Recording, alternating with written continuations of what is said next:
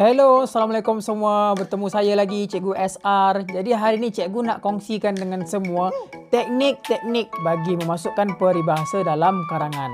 Jadi kalau dah bersedia, mari sama-sama kita saksikan.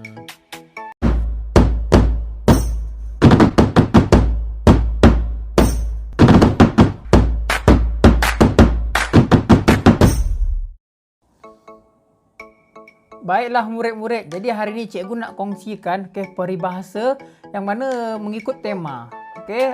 Mana tema sekarang ni ialah ibu bapa atau keluarga. Maknanya apabila kita nak menggunakan ataupun kita menulis ibu bapa atau keluarga dalam karangan kita boleh menggunakan peribahasa-peribahasa yang bakal cikgu kongsikan sebentar saja lagi. Jadi mari sama-sama kita saksikanlah.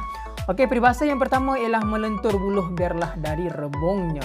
Saya yakin dan percaya murid-murid memang biasa menggunakan peribahasa ni.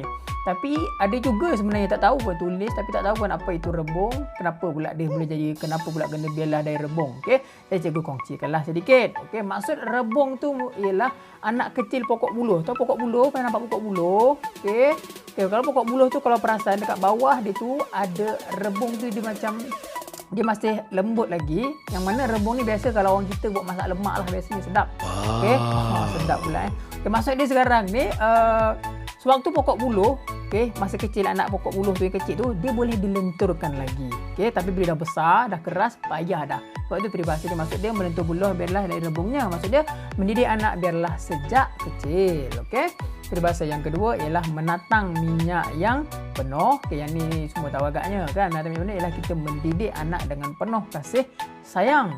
Dan peribahasa yang terakhir ialah ke mana tumpahnya kuah kalau tidak ke nasi. Maksudnya ialah perangai anak-anak ni biasanya adalah cerminan ibu bapa.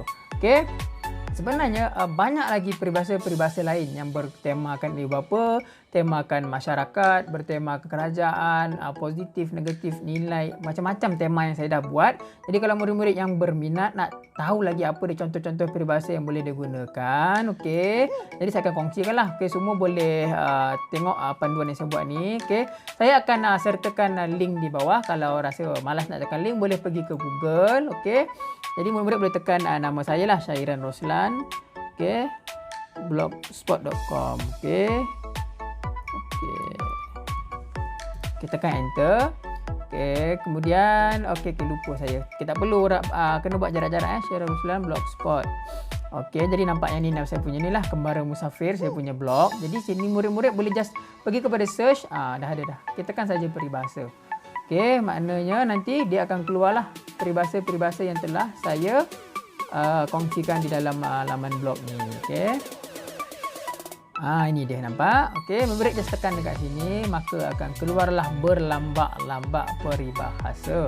Nampak ada topik tema ibu bapa, nampak ada banyak lagi peribahasa yang murid-murid boleh gunakan. Dan insya-Allah ada masa saya akan update peribahasa-peribahasa ni. Saya akan cuba videokan, ajar murid-murid macam mana nak gunakan ni. Ada masyarakat yang positif macam mana, masyarakat negatif macam mana, remaja susah senang, banyak lagi lah nak cerita, memang tak habis. Jadi sekarang ni kita teruskan kembali dengan pengajaran kita tadilah. Mari kita tengok contoh-contoh cara gunakan peribahasa tersebut. Peribahasa yang pertama, ibu bapa perlulah mendidik anak sejak kecil supaya mereka menjadi modal insan yang terpulang. Nak kata modal insan yang berguna, modal insan yang berminda kelas pertama terpulang pada murid-murid. Kerana pepatah ada menyebut, melentur buluh biarlah daripada rebungnya. Macam tu cara yang elok untuk kita gunakan peribahasa. Kalau tidak, kebanyakan belajar tulis contohlah. Contoh, ibu bapa haruslah menjaga anak-anak. Sejiba buat kata patah melentur buluh bila ada rebungnya. Tiba kan, tak habis tiba. Maknanya murid-murid, saya galakkan murid-murid guna peribahasa dengan molek. Maksudnya kita guna tu, kita faham apa maksud peribahasa tu. Seterusnya, contoh yang kedua, ibu bapa seharusnya menjaga anak bagai menatang minyak yang penuh supaya mereka mendapat kasih sayang dan perhatian yang secukupnya. Kan nampak mudah je tulis peribahasa. Cuma kadang-kadang pelajar tak tahu macam mana nak guna, tak ada teknik. Betul tak? Jadi sekarang ni saya kongsikanlah biasa yang saya nampak murid-murid tulis. Ibu bapa perlu jaga anak, penuh kasih sayang. Tiba-tiba menatang minyak penuh. So dia betul, memang betul peribahasa tu kena dengan tu, cuma cara memasukkannya tu kurang sesuai lah. Pendapat saya. Jadi seterusnya, ibu bapa seharusnya menjadi suri teladan dan mempamerkan contoh yang baik kepada anak-anak kerana ke mana tumpahnya kuah, kalau tidak ke nasi. Okey, maknanya sekarang ni lepas macam saya cakap, yang ni adalah asas, yang paling asas sekali nak gunakan karangan. Jadi saya gunakan ayat biasa-biasa je. Okey, murid-murid boleh pelbagaikan. Contohnya, saya tak nak guna yang ni lah, nak guna bapak beri anak rintik, tak ada masalah. Gunalah peribahasa yang sama erti, tak ada masalah, ikut murid-murid lah. Macam biasa, cikgu ada bonus untuk semua. Okey.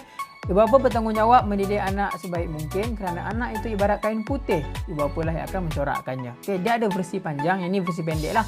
Versi panjang tu ada yang mencorakkannya jadi Majusi, Nasrani. Okey, murid boleh Google lah. Okey, jadi yang ni yang paling mudah. Okey, murid-murid boleh gunakan.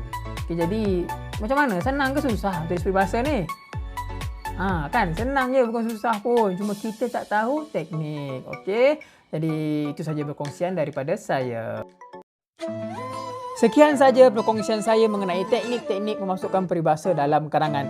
Kalau pelajar-pelajar nak cuba menggunakan teknik peribahasa di atas, menggunakan contoh yang saya bagi, boleh letakkan di ruangan komen.